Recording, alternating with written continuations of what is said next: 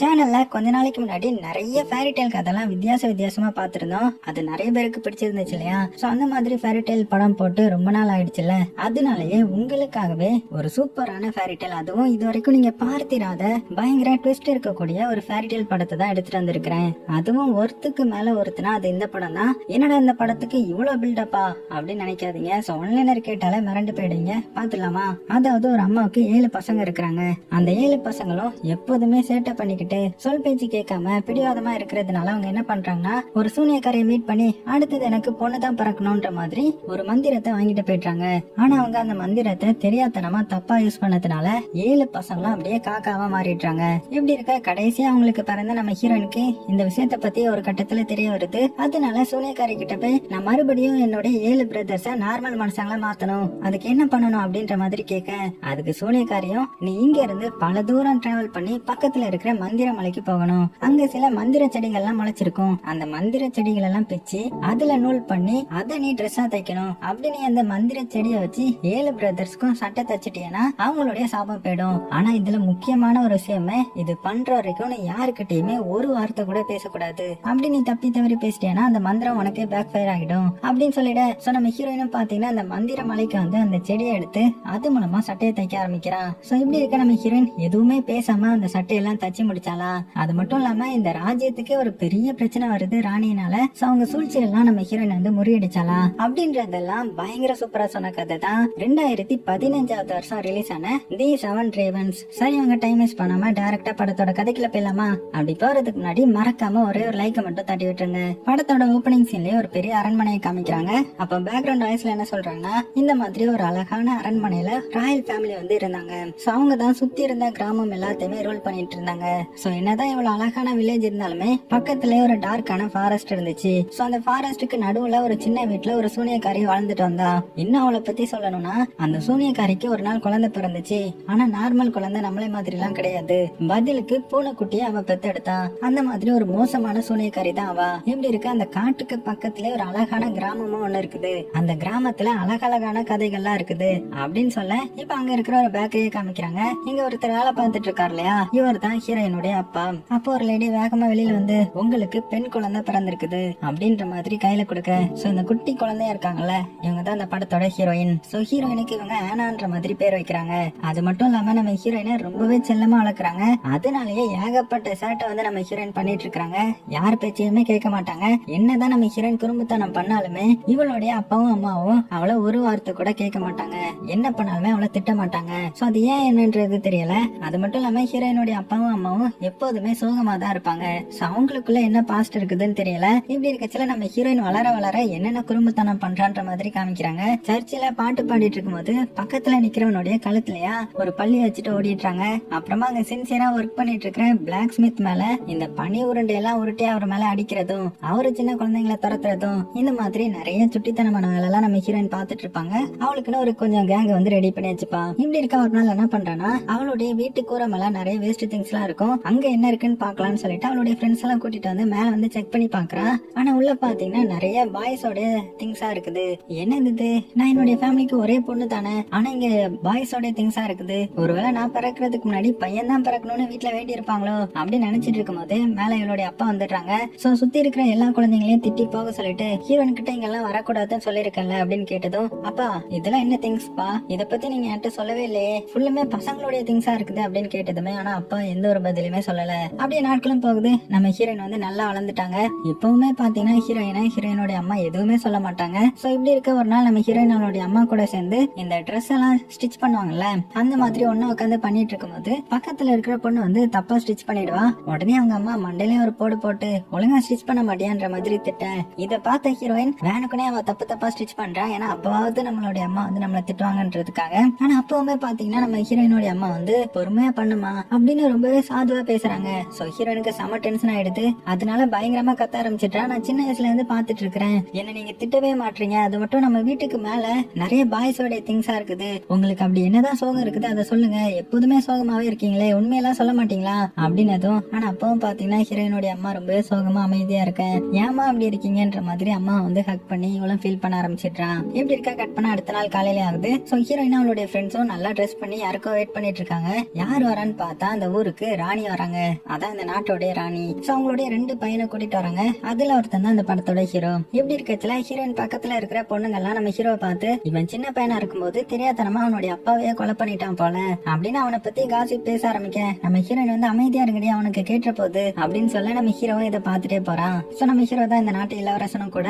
அப்ப நம்ம ஹீரோயின் கொஞ்சம் தள்ளி போனதுமே மறுபடியும் அந்த பொண்ணுங்க வந்து சில காசிப் வந்து பேச ஆரம்பிக்கிறாங்க. அதுல என்ன சொல்றாங்கன்னா, ரொம்ப வருஷத்துக்கு முன்னாடி ஹீரோயின் வீட்டுல கூட 7 பசங்க வந்து அப்படியே காணாம போயிட்டாங்களா தெரியுமா அப்படின்னு பேசிட்டு இருக்கும்போது இது வந்து நம்ம ஹீரோயினுக்கு லைட்டா கேட்டுருது. உடனே அவங்க கிட்ட வந்து என்ன பேசுனீங்க, என்ன பத்தியா பேசுனீங்க, உண்மையை சொல்லுங்க உங்களுக்கு தெரிஞ்சத அப்படின்னதும் அவங்களும் இதுக்கு மேல நம்ம ஹீரோயின் கிட்ட எதுவுமே சொல்ல முடியாதுன்றதுக்காக தனியா கூப்பிட்டு, இங்க பாரு எங்களுக்கு என்னன்றது ஃபுல்லுமே தெரியாது, உங்க அம்மாவுக்கு தான் ஃபுல்லும் தெரியும், இல்லனா அந்த காட்டுக்கு நடுவுல இருக்கிற சூனியக்காரிக்கு தான் அதை பத்தி தெரியும். சோ உனக்கு உண்மை தெரியணும்னா அவங்கள போய் பாருன்ற மாதிரி சொல்லிட்டேன். சோ ஹீரோயினுக்கு அது என்ன உண்மை, சோ அதனாலதான் நம்மளுடைய அம்மா வந்து எப்போதுமே சோகமா இருக்காங்களா, அதை பத்தி தெரிஞ்சுக்கணுமே அப்படின்றதுக்காக அடுத்தது என்ன பண்றேன்னா சர்ச்சை கட் அடிச்சுட்டு நைஸா பாத்தீங்கன்னா அந்த காட்டுக்குள்ள போறாங்க.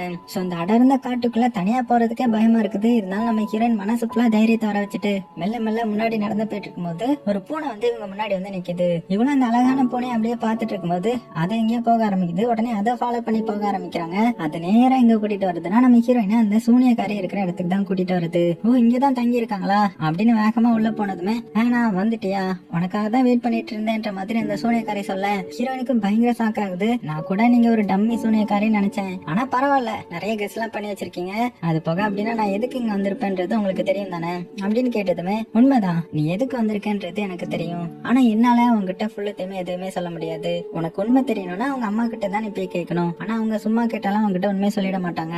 இங்க ஒரு சீப்பு இருக்குல்ல, இது ஒரு மந்திர சீப்பு, இதை நீ அவங்க முடியல சீவுறது மூலமா அவங்களுடைய மெமரி வந்து உனக்கு தெரிய வரும் அப்படின்னு சொல்ல ஹீரோயினும் சாக்காகி பாத்துட்டு இருக்காங்க. அது போக அந்த ரூம் ஃபுல்லுமே பாத்தீங்கன்னா பூனைகளா இருக்குது. சோ அந்த சூனியக்காரி பூனையா தானே பெத்தெடுத்தான்ற மாதிரி ஒரு கதை உண்டு. சோ அதனாலதான் பூனையா இருக்குது போல. சோ நம்ம ஹீரோயினா அவங்கள பார்த்து, அப்படின்னா எனக்கு கூட பிறந்தது யாராவது இருந்தாங்களா அப்படின்னு கேட்டதுமே, ஆமா உனக்குன்னு கூட பிறந்த பிரதர்ஸ் எல்லாம் இருந்தாங்க, அவங்களுக்கு ஒன்னே மாதிரி முடி கை கால் எல்லாமே இருந்துச்சு. ஆனா அவங்கள விட அவங்க அம்மா வந்து என்கிட்ட ஒரு நாள் எனக்கு ஒரு பொண்ணு வேணும், அதுக்கான ஒரு ஸ்பெல்ல வந்து என்கிட்ட கேட்டாங்க. சோ நானும் அவங்க கிட்ட சொல்லி பார்த்தேன், உங்களுக்கு இருக்கிறத வச்சு சந்தோஷமா இருக்க வேண்டியது தானே, ஏன் நீங்க ஒரு பொண்ணு எதிர்பார்க்கீங்கன்ற மாதிரி கேட்டேன். ஆனா அவங்க எனக்கு பொண்ணு தான் பிறக்கணும்ன்ற மாதிரி ஒரு ஸ்பெல்ல வந்து என்கிட்ட இருந்து வாங்கிட்டு போயிட்டாங்க.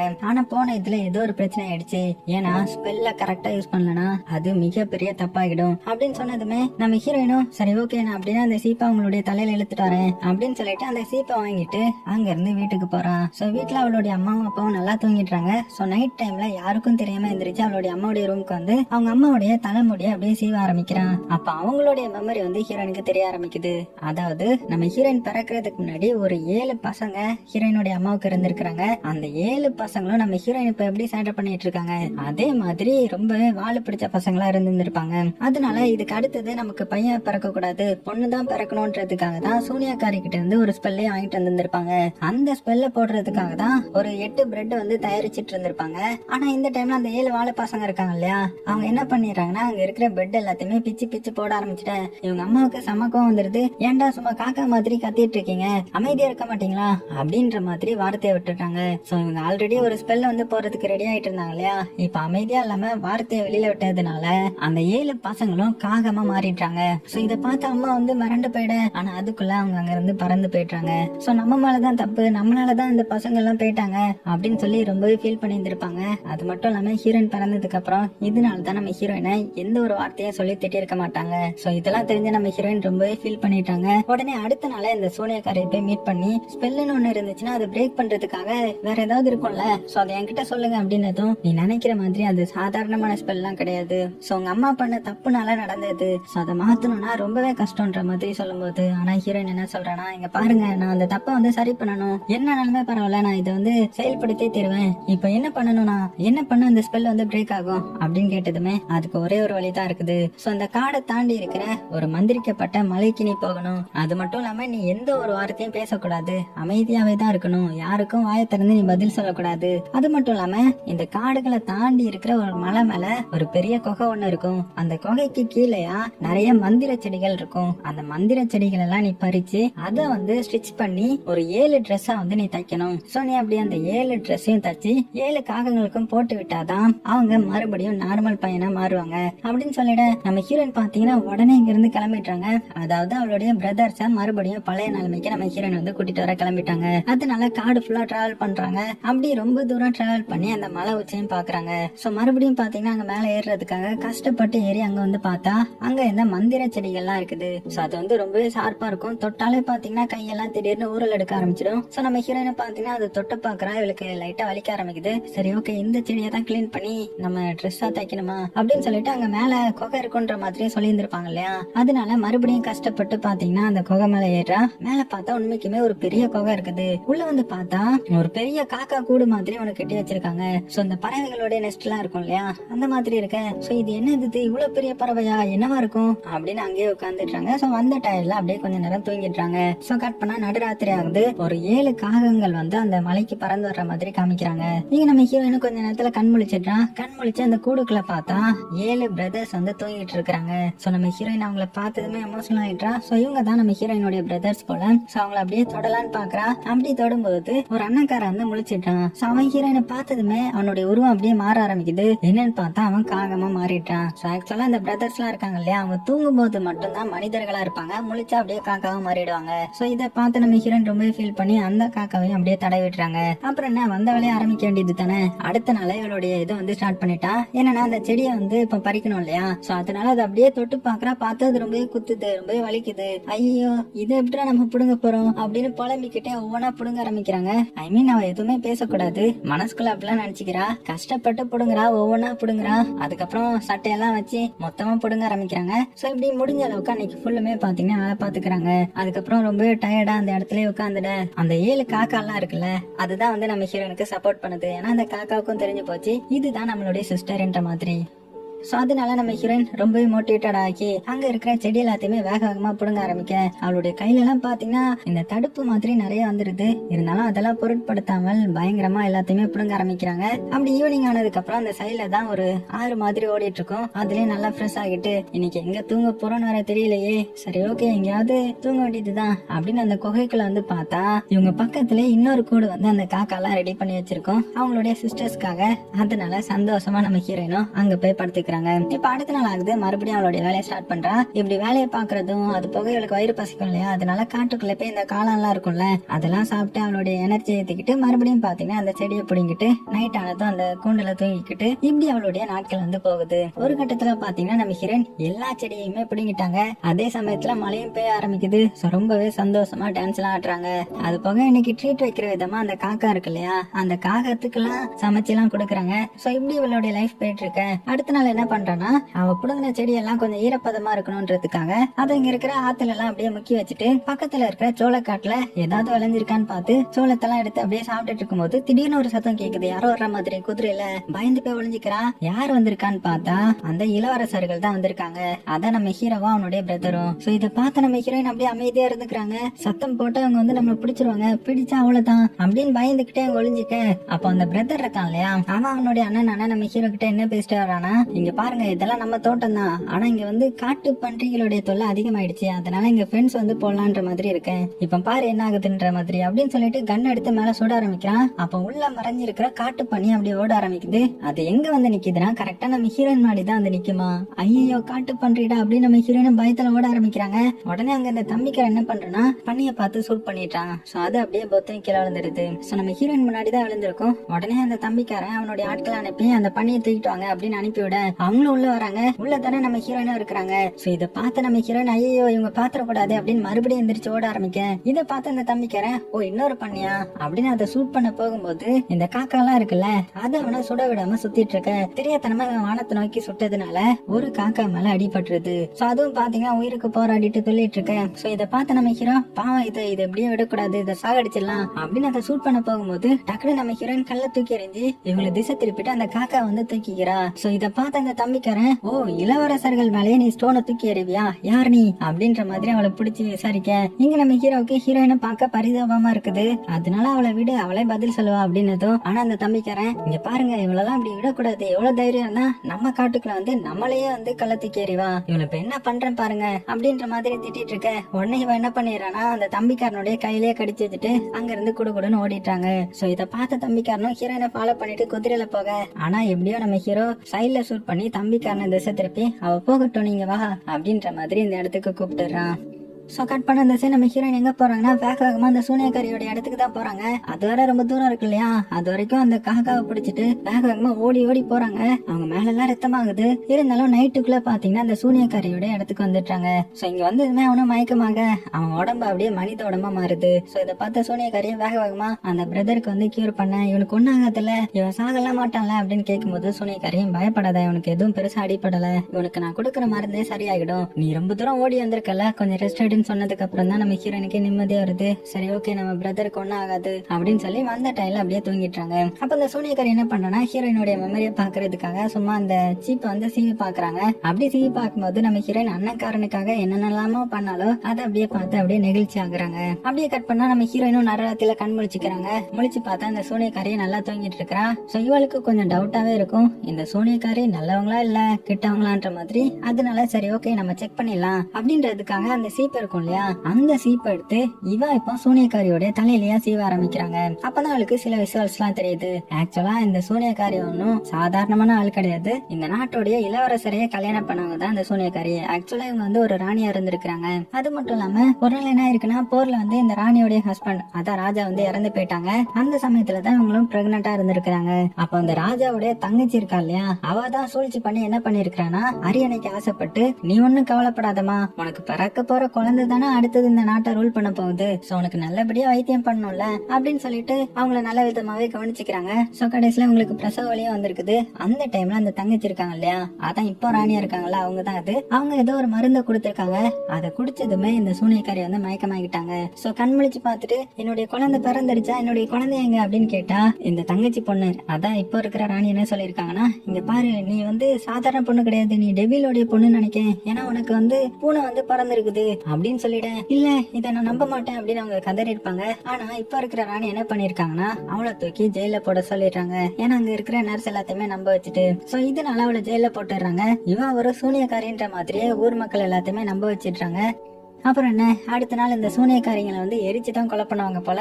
அப்படி எரிச்சு கொலை பண்றதுக்காக ரெடியா இருக்கும் போதுதான் பக்கத்துல ஒரு சூனியக்காரி இருந்திருக்காங்க. சோ நான் சூனியக்காரி இல்ல, நான் சூனியக்காரியே கிடையாது அப்படின்னு எல்லாத்தையும் பார்த்து கத்திட்டு இருக்க. பக்கத்துல இந்த சூனியக்காரி என்ன சொல்றாங்கன்னா, நீ சூனியக்காரி இல்லதான், ஆனா இனிமேல் நீ ஒரு சூனியக்காரியா இருக்க போற, சோ என்ன நம்பு, என்ன கான்சென்ட்ரேட் பண்ணு அப்படின்னு அவங்க ஏதோ ஒரு ஸ்பெல்ல போட்டு அங்க இருந்து மறைஞ்சு போயிருந்திருப்பாங்க போல. சோ அன்னில இருந்துதான் அந்த காட்டுக்கு நடுமத்துல வந்து அந்த சூனியக்காரி கிட்ட இருந்து நிறைய கத்துக்கிட்டு இருந்திருக்காங்க. இப்போ ஒரு நல்ல சூனியக்காரியா வாழ்ந்துட்டு இருக்காங்க போல. சோ அதே டைம்ல இந்த சூனியக்காரையும் முழிச்சுக்கிறாங்க. சோ அதுக்கப்புறம் தான் நம்ம ஹீரோயின் காலையில ஆனதுமே, அம்மா நீங்க எப்படி தப்பிச்சீங்க, எப்படி இதெல்லாம் உங்களுக்கு வந்துச்சு அப்படின்னு கேட்கும்போது, இந்த மாதிரி என் பக்கத்துல ஒரு சூனியக்காரையும் கட்டி போட்டிருந்தாங்க, அவங்க மூலமா தான் நான் அங்க இருந்து தப்பிச்சேன். அது மட்டும் இல்லாம அவங்க தான் இந்த சிபிஎம் கொடுத்தாங்க, நிறைய மந்திரங்கள்லாம் சொல்லி கொடுத்தாங்க. சோ அது மூலமா தான் நான் இங்க தனியா வாழ்ந்துட்டு வந்துட்டு இருக்கேன் அப்படின்னு சொல்லிட்டு இருக்கும்போது அந்த காக்கா இருக்குல்லையா, அது ரெடி ஆயிடுச்சு போல. சோ அதை பார்த்ததுமே ஹீரோயின் ரொம்ப சந்தோஷப்படுறா. நம்ம அடுத்தது என்னது, இவளுடைய பயணத்தை மறுபடியும் ஆரம்பிக்கிறது தான். அதாவது நம்ம ஹீரோயின் பேசுறது எல்லாமே சைன் லாங்குவேஜ் தான் பேசுவாங்க. ஏன்னா அவங்க பேசினாதான் இந்த மிஷன் வந்து கேன்சல் ஆயிடும் இல்லையா. அதுக்கப்புறம் எப்போதுமே இவங்களுடைய தம்பியை பார்க்க முடியாது, காக்காவா மட்டும் தான் இருக்க முடியும். சோ அதனால நம்ம ஹீரோயின் சைன் லாங்குவேஜ்ல மட்டும் தான் பேசுவாங்க. சோ போறதுக்கு முன்னாடி சூனியக்காரி கிட்ட வெளியில நின்று என்ன சொல்லிட்டு இருக்காங்கன்னா, இந்த மாதிரி நான் அங்க 2 பேரை பார்த்தேன், அதுல ஹீரோ வந்து ரொம்பவே நல்லவனா தெரியறான், தம்பிக்காரன் தான் கொஞ்சம் கொடூரமானவனா இருக்கிறான், ஆனா அண்ணன் வந்து ரொம்பவே நல்லவன்ற மாதிரி சொல்லிட்டு இருக்கேன். சரி லேட் ஆயிடுச்சு நான் கிளம்புறேன்ற மாதிரி இந்த சூனியக்காரிக்கு பாசமா ஒரு முத்தெல்லாம் கொடுத்துட்டு போறாங்க. அப்புறம் என்ன டிராவல் பண்ணி மறுபடியும் அவங்க இடத்துக்கு வந்துட்டாங்க. சோ வந்ததுமே என்ன பண்றாங்கன்னா, இவங்க வந்து அந்த பறிச்ச செடியெல்லாம் தண்ணிக்குள்ள முக்கிய வச்சிருப்பாங்க இல்லையா, ஊற வச்சிருப்பாங்கல்ல. சோ இனிமேல் அதை காயப்படணும். அதனால ஒரு இடத்துல அப்படியே காய போட்டுட்டு இருக்கும்போது சைட்ல ஏதோ ஒரு சத்தம் கேக்குது. யாரும் அங்க விழுந்து இருக்கிற மாதிரி இருக்கவும் நம்ம ஹீரோயின் யாராது அப்படின்னு சொல்லிட்டு கல் எடுத்து எறிறாங்க. பார்த்தா அது நம்ம ஹீரோ தான். சோ நம்ம ஹீரோ வந்து எப்போதுமே திக்கி திக்கி தான் பேசுவான். இப்ப கூட பாத்தீங்கன்னா, அடியே கல்ல தூக்கி எறிகிற, எல்லாத்தையுமே இப்படிதான் வெல்கம் பண்ணுவியா அப்படின்னு கேட்டதுமே ஹீரோயின் வேகமா அவங்களுடைய ட்ரெஸ் எல்லாம் வந்து போட்டுக்கிட்டு, சைன் லாங்குவேஜ்ல உங்களுக்கு என்ன வேணும், எதுக்கு வந்தீங்க அப்படின்னு கேட்கும்போது ஹீரோ வந்துட்டு, இந்த மாதிரி நீ என்ன தப்பா நினைச்சுக்காத, நான் ஒன்னும் என்னுடைய தம்பி மாதிரி கொடூரமானவன் எல்லாம் கிடையாது. அவன் அந்த சைடு வேட்டையாட போயிருக்கான், அதனாலதான் நான் சும்மா அந்த சைடு சுத்தி பார்க்க வந்தேன் அப்படின்னு சொல்லிட்டு பக்கத்துல இருக்கிற காக்காவை தொட்டு பாக்குறான். அப்படி தொடும்போது அது கையிலேயே கொத்தி விட்டுருது. இருந்தாலும் நம்ம ஹீரோ சைடுல இருக்கிறதெல்லாம் பார்த்துட்டு அம்மா நீ இங்க என்ன பண்ணிட்டு இருக்கிற அப்படின்னு கேட்டதுமே நம்ம ஹீரோயினும் சைக்கிளையே இந்த மாதிரி நான் ட்ரெஸ் தைக்க போறேன், அதுக்காக தான் இந்த செடியை வந்து பறிச்சு காய வச்சிட்டு இருக்கிறேன் அப்படின்னு எல்லாத்தையுமே சொல்றாங்க. அப்பதான் ஹீரோடைய கையை நோட் பண்றாங்க. பார்த்தா அதுல ரத்தம் வந்துட்டு இருக்குது. சோ காக்கா கொத்துனதுல ரத்தமே வந்துருச்சு போல. சோ நம்ம ஹீரோயின் தான் கெட்டு போட்டு விட்டுறாங்க. அது மட்டும் இல்லாம இங்க நம்ம ஹீரோயின் கூட இருக்கும்போது ஹீரோக்கு அந்த திக்கி திக்கி பேசணும் இல்லையா, அது வந்து கம்ப்ளீட்டா போன மாதிரி இருக்குது. அவ்வளவு தைரியம் வருது. சோ அதனால என்ன பண்றானா அடுத்த நாளே மறுபடியும் பாத்தீங்கன்னா நம்ம ஹீரோயினை பார்க்க வரான். ஹீரோயினுக்காக கொஞ்சம் ஃபிளவர் எடுத்துட்டு வந்திருப்பான். ஆனா டக்குன்னு வந்ததுனால நம்ம ஹீரோயின் பயந்துட்டாங்க. அட பாவி இப்படி பயமுறுத்திட்டியடா அப்படின்னு சொல்லிட்டு சிரிச்சுக்கிட்டே வெல்கம் பண்ண. அப்புறம் என்ன ஹீரோயின் சாப்பிடறதுக்கு கொஞ்சம் சாப்பாடும் எடுத்துட்டு வந்திருப்பான் போல. 2 பேரும் சேர்ந்து வந்து சாப்பிடுறாங்க. அது மட்டும் இல்லாம நம்ம ஹீரோயினுக்கு நிறைய ஹெல்ப் பண்றான். அதாவது அந்த பிளான்ஸ் எல்லாம் நம்ம ஹீரோயின் எடுத்துட்டு இருக்காங்கல்ல, அது எடுக்கிறதுக்கு ஹெல்ப் பண்றான். ஹீரோயின் கூட கொஞ்சம் விளையாடுறான். இப்படி இவங்க 2 பேரும் கொஞ்சம் க்ளோஸ் ஆகுறாங்க.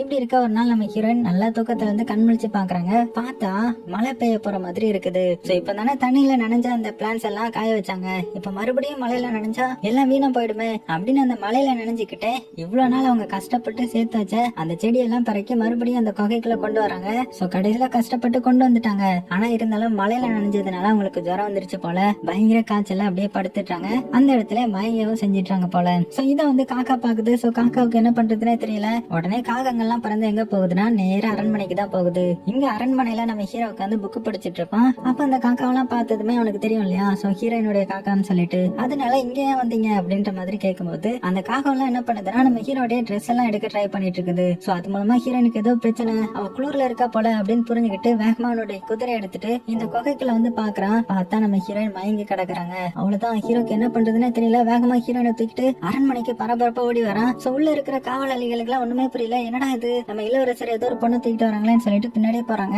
நம்ம ஹீரோவும் உள்ள வேக வேகமா அவனுடைய ரூமுக்கு கூட்டிட்டு வந்து அங்க உள்ள இந்த டாக்டர் எல்லாம் இருப்பாங்கல்ல அவங்கள வர சொல்லி நம்ம ஹீரோனுக்கு ட்ரீட்மெண்ட் பண்ண வைக்கிறான். சோ இந்த விஷயம் ராணிக்கும் தெரியுது. வேகமா ஹீரோடைய ரூம்ல வந்து பாத்துட்டு, யார் இந்த பொண்ணு, நீ இவ்வளவு நாள் சில அனிமல்ஸ் எல்லாம் உள்ள கூட்டிட்டு வந்துட்டு இருந்த, உனக்காக நான் அதை விட்டு வச்சிருந்தேன், ஆனா இப்ப பாரு ஒரு பொண்ணை கூட்டிட்டு வந்திருக்கிற, யாரு இது, ஒழுங்கா இங்க இருந்து அவளை தூக்கிட்டு போயிரு அப்படின்னு ஆச்சி பூச்சின்னு கத்திட்டு இருக்காங்க.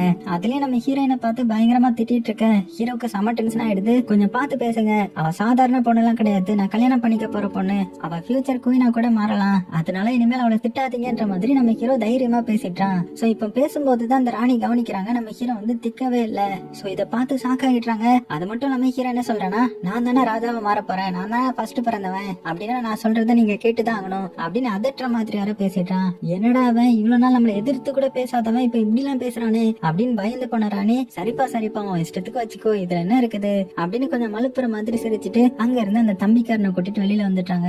அப்படி போகும்போது தம்பிக்காரங்கிட்ட, டேய் அவனை பாத்தியா, திக்காம பேசுறான், இது வந்து ரொம்பவே ஆபத்து, அவன் திக்குவாயா இருக்கிறதுனாலதான் அவனை ராஜாவா ஆக்க விடாம ஒன்னா மாத்திரலாம் நினைச்சேன், ஆனா இப்போ இப்படியே போனா ஆபத்து, அவனை ரொம்பவே பயமுறுத்தணும் அப்படின்னு வில்லத்தனமா பேசிட்டு இருக்காங்க. சோ கட் பண்ண அந்த சைடு நம்ம ஹீரோயின் கண் முழிக்கிறாங்க. கண் முழிச்சதுமே பார்த்ததுமே ஷாக் ஆயிடுறாங்க. நான் எங்க இருக்கிறேன், நான் வீட்டுக்கு போகணும், சீக்கிரம் எனக்கு நிறைய வேலை இருக்குது அப்படின்னு போக ட்ரை பண்றாங்க. ஆனா நம்ம ஹீரோ விட்டுற மாதிரியே இல்ல. இங்க பாரு, எனக்கு புரியுது உனக்கு நிறைய வேலை இருக்குது, நீ ஏதோ ஸ்டிச் பண்ணிட்டு இருக்கிற புரியுது, ஆனா இனிமேல் நீ இங்கே இருந்து அதெல்லாம் பண்ணு, அங்க ரொம்ப குளிரா இருக்கும்ல அப்படின்னு நம்ம ஹீரோ ஆறுதல் படுத்துறான். ஆனா ஹீரோயின் வந்து இல்ல, நான் போய் ஆகணும், சீக்கிரமா அதை முடிக்கணும் அப்படின்னு பிடிவாதத்துல எந்திரிச்சு போக ட்ரை பண்றாங்க. ஆனா அவளால நடக்க கூட முடியல. சோ நம்ம ஹீரோ தான் அவளை தூக்கிட்டு வந்து பெட்ல வச்சுட்டு, இங்க பாரு எனக்கு புரியுது நீ அதை பண்ணணும் தான், ஆனா எனக்காக நீ இங்கே இருந்து பண்ண, ஏன்னா நீ என் பக்கத்துல இருக்கும்போது நான் ரொம்பவே தைரியமா இருக்கிறேன், நான் திக்குவாயா பேசல, இப்ப ரொம்பவே போல்டா இருக்கிறேன், சோ அதுக்காகயாவது நீங்க இரு அப்படின்னு கடைசியில நம்ம ஹீரோயினை சம்மதிக்க வச்சிட்டான். அடுத்த நாள் ஆகுது. இன்னும் கொஞ்ச நாளா ஒரு பார்ட்டி மாதிரி வரப்போகுது போல. அதுக்கு இந்த தம்பிக்காரன் ரெடி ஆயிட்டு இருக்கான். அப்ப ராணி வந்து அங்க இருந்த மெய்ட வெளியில போக சொல்லிட்டு, இங்க பாரு, ஹீரோ மட்டும் இதே தைரியத்தோட இருந்தானா உன்னால ராஜாவா மாற முடியாது, எனக்கு நீ தான் ராஜாவா மாறணும், புரியுதா அப்படின்னு தம்பிக்காரனை அதட்டிட்டு இருக்காங்க. சோ கட் பண்ண அந்த சைடு நம்ம ஹீரோ என்ன பண்றானா, ஹீரோயினுடைய குகைக்கு வந்து அங்க அவளுடைய திங்ஸ் எல்லாம் இருக்கும்ல, அதாவது இந்த தைக்கிறதுக்காக நிறைய அந்த செடியெல்லாம் மாத்தி வச்சிருப்பாங்கல்ல, காய வச்சு நூலாக்குறதுக்கு எடுத்து வச்சிருப்பாங்க இல்லையா, அது எல்லாத்தையுமே நம்ம ஹீரோ வந்து அரண்மனைக்கு கொண்டு வரான். சோ இதெல்லாம் பார்த்து நம்ம ஹீரோயின் ரொம்ப ஆச்சரியப்படுறாங்க. ஹீரோ நமக்கு இதெல்லாம் பண்றானே அப்படின்னு ரொம்பவே சந்தோஷப்பட்டு ஹீரோடைய கையில எல்லாம் முத்தம் கொடுத்து கண்ணத்தெல்லாம் பிடிச்சு இவளுடைய சந்தோஷத்தை வெளிப்படுத்துறா. ஏன்னா இவளால தான் பேச முடியாது இல்லையா, அதனால.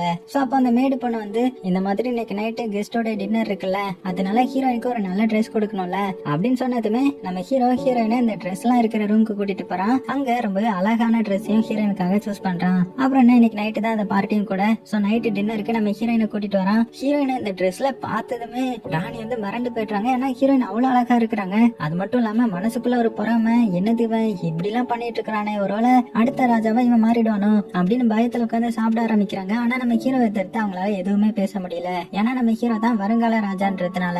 அதனால நைஸா அந்த ராணி என்ன சொல்றாங்கன்னா, இதெல்லாம் பெரிய பெரிய ஆட்கள் உட்காந்து சாப்பிட வேண்டிய இடம், இங்க போய் காட்டுக்குள்ள இருக்கிற பொண்ணை கூப்பிட்டு வச்சு உட்கார வச்சு சாப்பாடு கொடுக்குறானே அப்படின்னு நம்ம ஹீரோக்கு கோமாக்கி, இவன் சாதாரணமான பொண்ணு எல்லாம் கிடையாது, இவளை நான் சீக்கிரமா கல்யாணம் பண்ணிக்க போறேன் அப்படின்னு சொன்னதுமே ராணிக்கு தொண்டே அடைச்சு போச்சு. அவங்களால மூச்சு விடவே முடியல. இருந்தாலும் நம்ம ஹீரோயின் தான் வந்து ராணியை வந்து காப்பாத்தி விடுறாங்க. ஆனாலும் அவங்களால இந்த சாக்குல இருந்து மீள முடியல. அதனால அங்க இருந்து கிளம்பிடுறாங்க. அப்படி போனவ தம்பிக்காரங்கிட்ட, இங்க பாரு அவன் எப்படி பேசுறான்றது, இதெல்லாம் நடந்துச்சுன்னா அவன் ராஜாவா மாறிடுவான், ஏதாவது பண்ணணுமே அப்படின்னு புலம்பிட்டே போறாங்க.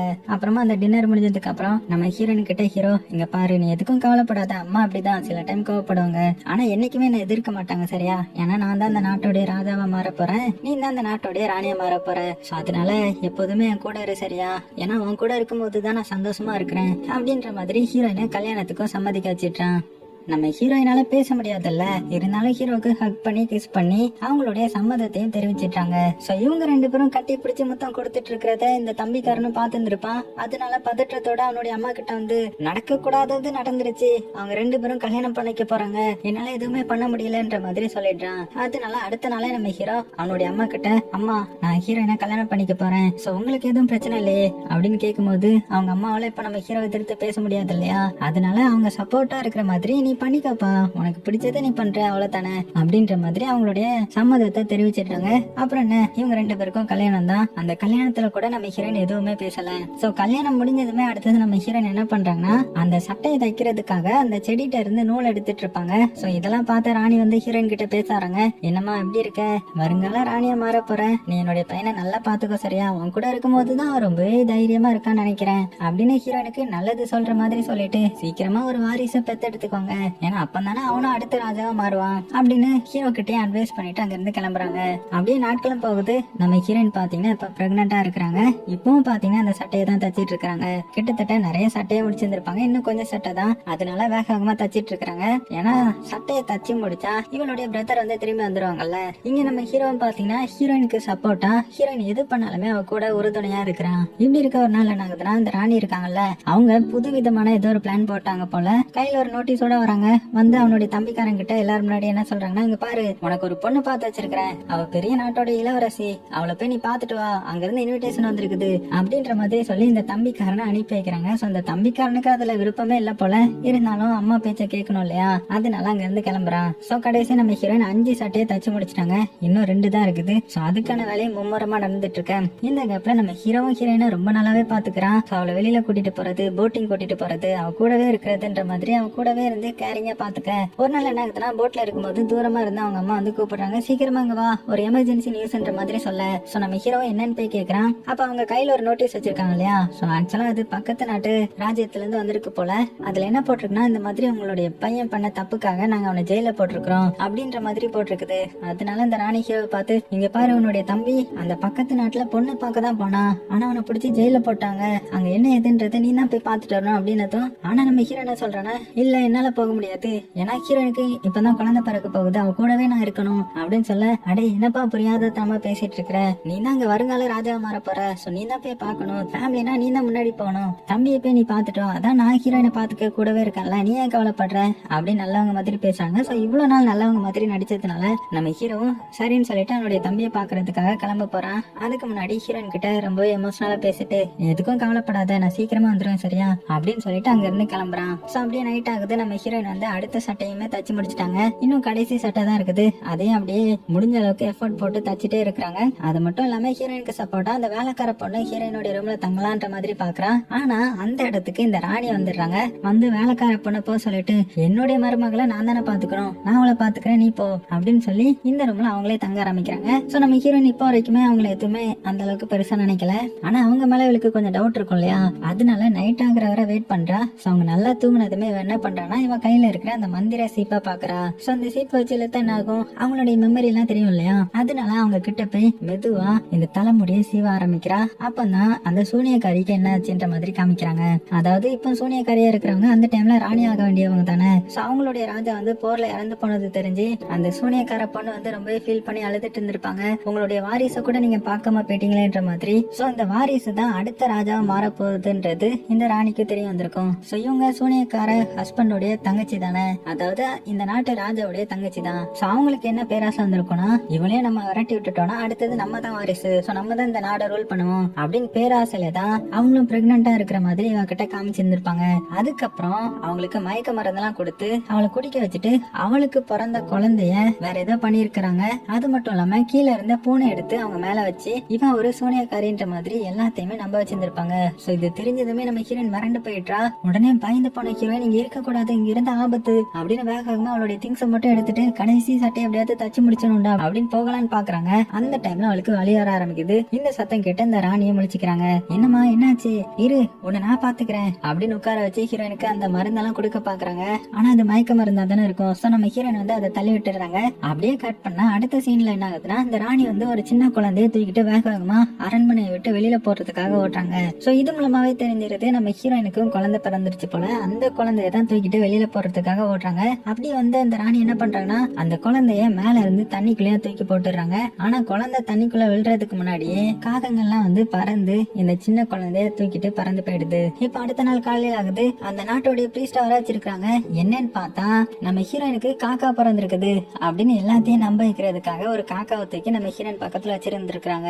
ஆனா நம்ம ஹீரோயின் எதுவுமே பேசாம அவ பாட்டுக்கு தச்சிட்டே இருக்கிறா. ஏன்னா சீக்கிரமா முடிக்கணும் இல்லையா. சோ அந்த பிரீஸ்ட் வந்து ஹீரோயின் கிட்ட, ஏமா இப்பவாவது வாயை திறந்து பேசு, இதெல்லாம் உண்மையான்ற மாதிரி கேட்க, ஆனா வாயை திறக்க கூடாதுன்றதுக்காக அவ பாட்டுக்கு வேகமா தச்சிட்டே இருக்கிறா. சோ அந்த ராணியும் சும்மா இல்லாம இவளை சுத்தி எப்போதுமே காக்கா தான் சுத்திட்டு இருக்கும், இவ ஒரு டெவில், எப்போதுமே இவ வந்து அனிமல்ஸ் கூட தான் இருப்பான் அப்படின்னா இவ வந்து ஒரு சூனியக்காரி, இவளுக்கு சீக்கிரமா தண்டனை கொடுக்கணும், அதனாலதான் இவளுக்கு வந்து காக்காவே பிறந்திருக்குது, இவ மோசமான சூனியக்காரி அப்படின்னு அங்க இருந்த எல்லாத்தையுமே நம்ப வைக்கிறாங்க. சோ அந்த பிரீஸ்டும் பாத்தீங்கன்னா ஒரு வழி இல்லாம இவ ஒரு சூனியக்காரின்னு சொல்லிட்டாங்க.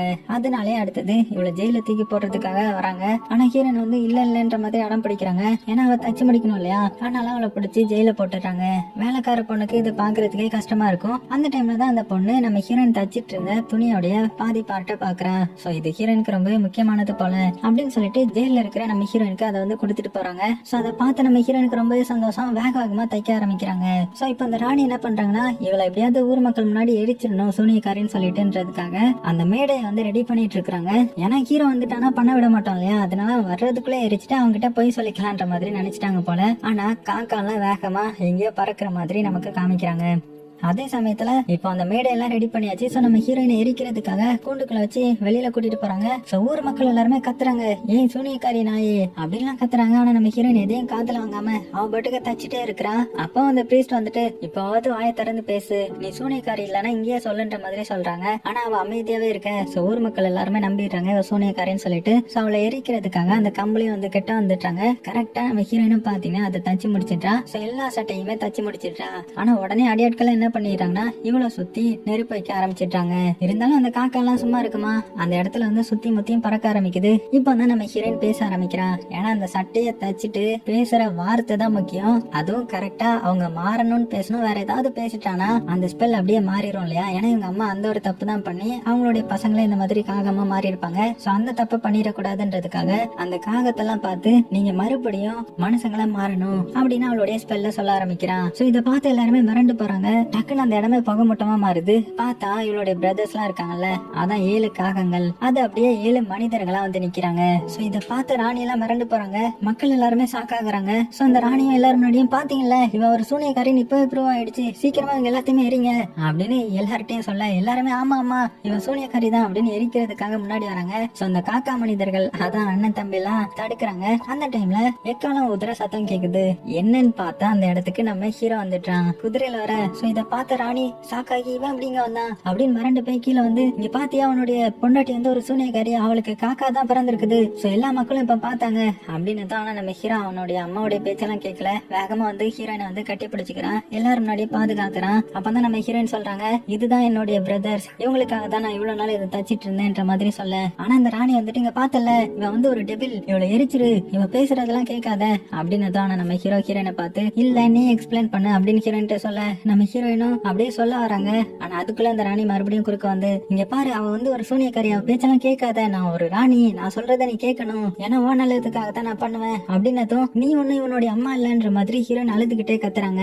சோ இத கேட்ட எல்லாருமே ஷாக் ஆகுறாங்க, நம்ம ஹீரோவும் ஷாக் ஆகுறான். உடனே ராணியா, இங்க பாருங்க மக்களே, என்னையே இப்படி சொல்லிட்டா, சோ இப்பவே தெரியுதா இவ ஒரு சூனியக்காரி, இவ போய் மட்டும் தான் சொல்லுவான்ற மாதிரி கத்திட்டு இருக்காங்க. ஆனா நம்ம ஹீரோயின் அழுதுகிட்டு ஹீரோ வந்து ஹக் பண்ணிக்க, உடனே ராணி வந்துட்டு, இங்க பாரு நான் தான் உன்னுடைய அம்மா, நான் தான் உன்னை அதிகமா லவ் பண்றேன், ஆனா நீ என்ன விட்டுட்டு இந்த சூனியக்காரி பேச்ச கேக்குறியே, உன்னால தானே உன்னுடைய அப்பாவும் இறந்து போனாங்க அப்படின்னு நம்ம ஹீரோ மேல பழி போட. ஆனா ஹீரோயின் இருந்துகிட்டு, அவங்க பேசுறது எதுவுமே கேட்காதீங்க அப்படின்னு அழுதுகிட்டே சொல்ல, அப்பதான் ஒரு வாய்ஸ் கேக்குது, ஹீரோயின் சொல்றது உண்மைதான்ற மாதிரி. யாருன்னு பார்த்தா அந்த சூனியக்காரி கையில ஒரு குட்டி குழந்தையோட வராங்க. சோ இந்த உண்மை எல்லாருக்கும் முன்னாடியே தெரிய வந்திருக்கணும், ஆனா லேட்டா தெரிய வந்துருச்சு அப்படின்னு சொல்லிட்டு இந்த குழந்தைய ஹீரோ கிட்ட கொடுத்துட்டு, இதுதான் உன்னுடைய உண்மையான குழந்தை அப்படின்னு கொடுக்க, நம்ம ஹீரோயினும் அழுதுகிட்டே அந்த குழந்தைய வாங்கி பாக்குறாங்க. அப்ப ராணி மறுபடியும் இடையில வந்துட்டு, என்ன நடக்குதுங்க, இது முட்டாள்தனமா இல்லையா, இது ஒரு சூனியக்காரி, இவ்வளவு ஏன் இங்க பேச விடுறீங்க அப்படின்னு கத்திட்டு இருக்கும் போது, இந்த சூனியக்காரி ராணி அசைய விடாம பண்ணிட்டு ஹீரோயின் கிட்ட அந்த சீப் இருக்கு இல்லையா, அதை ஹீரோ கிட்ட கொடுக்க சொல்ல, உடனே அதை எடுத்து ஹீரோ கிட்ட கொடுத்ததுமே ஹீரோ ராணியோடைய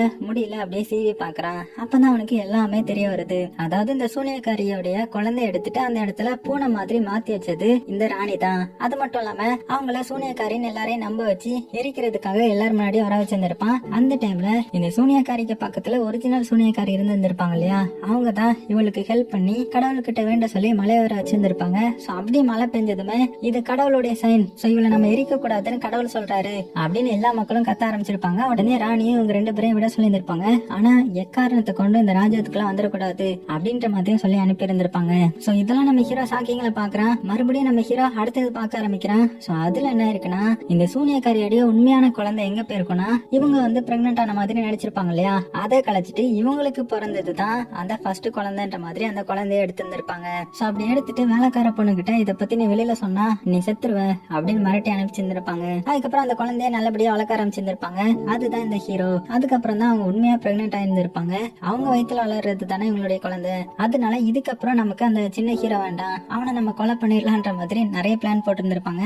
அதுல ஒரு பிளான தான் ஹீரோ கீழே அவனுடைய அப்பா கூட அந்த வாளை வச்சு பிராக்டிஸ் பண்ணிட்டு இருக்கும் போது மேல இருந்து ஒரு பெரிய கல்லை தள்ளி விட்டு இருந்திருப்பாங்க. அந்த கல்லு ஹீரோ மேல விழ போறத பார்த்த ராஜா என்ன பண்ணிருந்திருப்பாருன்னா, அவர் இடையில போயிருந்திருப்பாரு. அதனால அவர் மேல கல்லு விழுந்து இறந்து போயிருப்பாரு. ஐயோ இப்படி ஆயிடுச்சு அப்படின்னு அந்த ராணி வந்து நைசாங்க இருந்து ஓடி போயிருந்திருப்பா. இவளுடைய புருஷன் தான் இறந்து போனது, இருந்தாலும் அதை பத்தி இவளுக்கு எந்த ஒரு கவலையும் இல்லாத மாதிரி அந்த சின்ன பையனா இருக்கிற ஹீரோ கிட்ட, உன்னாலதான் அப்பா இறந்து போனாரு அப்படின்னு அந்த பிஞ்சி குழந்தையோட மனசுக்குள்ள நஞ்ச விதைச்சிருந்திருப்பாங்க.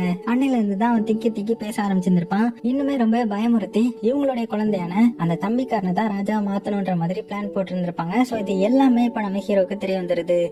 சோ இதெல்லாம் தெரிஞ்ச நம்ம ஹீரோ ரொம்பவே கஷ்டப்படுறான். அப்புறம் என்ன, அவங்கள பிடிச்சி ஜெயில போட சொல்லிட்டான். கடைசியா நம்ம ஹீரோயின் அவளுடைய தம்பியோடைய சாபங்கள் எல்லாம் நீக்கி அவங்கள மறுபடியும் மனிதர்களா மாத்திட்டான் இல்லையா. சோ அதை நினைச்சு ரொம்பவே சந்தோஷப்படுறான். அது மட்டும் இல்லாம இந்த சூனியக்காரியோடைய உண்மையான பையன் தானே நம்ம ஹீரோ. இந்த சூனியக்காரி தான் உண்மையான இந்த ராஜ்யத்தோடைய ராணி. சோ அதுவும் இப்ப எல்லாத்துக்கும் தெரிய வந்துருது. சோ கடைசியா அம்மாவும் பையனும் ஒண்ணு சேர்ந்துட்டாங்க. சோ இப்போ கடைசியா ஹீரோடைய உண்மையான அம்மா என்ன பண்றாங்கன்னா, இந்த மோசமான ராணியை வந்து இந்த ராஜ்யத்தை விட்டு எங்கேயாவது பேருன்ற மாதிரி அனுப்பி வச்சிடுறாங்க. அதனால அவங்களும் சந்தோஷமா ஒரு காட்டுக்குள்ள போறாங்க. ஆனா அது மந்திரிக்கப்பட்ட காடு போல. அங்க போனவங்க யாருமே திரும்பி வந்தது கிடையாது. அது மட்டும் இல்லாம இந்த தம்பிக்காரன் இருக்கான் இல்லையா, அவன் என்ன பண்றானா, அவன் இவ்வளவு நாள் அவங்க அம்மாவுக்கு பயந்துதான் இந்த மாதிரி நிறைய வில்லங்கத்தனமான வேலையை பார்த்திருப்பான். இப்போ அவங்க அம்மாவும் இல்ல, அதனால அவனுக்கு பிடிச்ச பொண்ணையே அவன் கல்யாணம் பண்ணிக்கிறான். அது மட்டும் இல்லாம கடைசியா நம்ம ஹீரோயின் என்ன பண்றானா, அவளுடைய அந்த 7 பிரதர்ஸையும் கூட்டிட்டு அவளுடைய உண்மையான கிராமத்துக்கு போறான். சோ சுத்தி இருக்கிற மக்கள் எல்லாருமே ஷாக் ஆகுறாங்க நம்ம ஹீரோயினை பார்த்து. அது மட்டும் இல்லாம இந்த 7 பிரதர்ஸையும் பார்த்து ஷாக் ஆக கடைசியா ஹீரோயினுடைய வீட்டு முன்னாடி அந்த குதிரை வந்து நிக்குது. எல்லாருமே வேகமா வந்து அவங்களுடைய அப்பாவை கட்டி பிடிச்சிக்க அவங்க அம்மாவும் வெளியில வந்து பாக்குறாங்க, ஷாக் ஆகுறாங்க. சோ ஹீரோயின் அவளுடைய அம்மாவை கட்டி பிடிச்சு, என்ன மன்னிச்சிருங்கம்மா, உங்ககிட்ட என்னால எதுவுமே சொல்ல முடியல, அது மட்டும் இல்லாம நான் எல்லாத்தையுமே திரும்ப கொண்டு வந்துட்டேன் அப்படின்னு சொல்ல அவங்களும் ஆனந்த கண்ணீரோட போய் எல்லாத்தையுமே கட்டி பிடிச்சிட இப்ப ஃபேமிலி எல்லாருமே ஒட்டு மொத்தமா ரொம்ப ஹாப்பியா இருக்கிறாங்க. அதோட இந்த படத்தையும் முடிக்கிறாங்க. சோ எப்படி இருந்துச்சு படம்? சூப்பரா இருந்திருக்கும். சோ பிடிச்சிருந்துச்சுன்னா லைக் பண்ண மறந்துடாதீங்க. இந்த மாதிரி சூப்பரான கதை இருக்கிற ஃபேரி டேலையும் நம்ம அடிக்கடி பார்க்கலாம்.